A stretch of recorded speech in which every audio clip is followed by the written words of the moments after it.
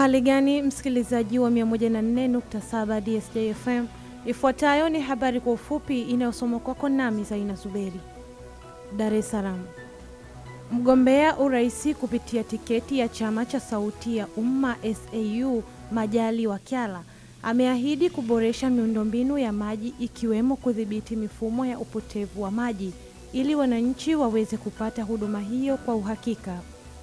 Kyala amesema endapo atapewa ridhaa na wananchi ya kuwa rais wa Jamhuri ya Muungano wa Tanzania, atahakikisha kero ya maji katika mtaa yote ya manispaa ya Temeke itakwisha kwa kuwa amejipanga kikamilifu kupambana na adha hiyo.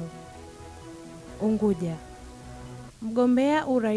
Mgombea urais wa Jamhuri ya Muungano wa Tanzania kupitia Chama cha Mapinduzi CCM, Dr. Samia Suluhu Hassan, leo Septemba 17, 2025, anarejea tena kwenye mikutano ya kampeni kuelekea uchaguzi mkuu utakaofanyika Oktoba 29, 2025.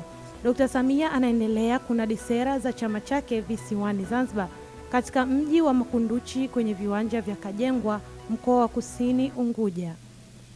Na Uingereza. Rais wa Marekani Donald Trump ameanza rasmi ziara yake ya pili ya kiserikali nchini Uingereza siku ya Jumatano, ambapo amepangiwa kuwa na mazungumzo muhimu ya kidiplomasia ikiwa Charles na familia ya kifalme watampokea Rais Trump atakapowasili katika kasri la Windsor, eneo la zamani na kubwa zaidi kwa makazi ya wafalme wa Uingereza wa takribani miaka 1000. Akikaribishwa na msafara wa magari, maonyesho ya ufatuaji risasi na maonyesho ya ndege za kijeshi na karamu ya kifahari. Na huu ndio mwisho wa habari iliyosoma kwako nami Zaina Zuberi.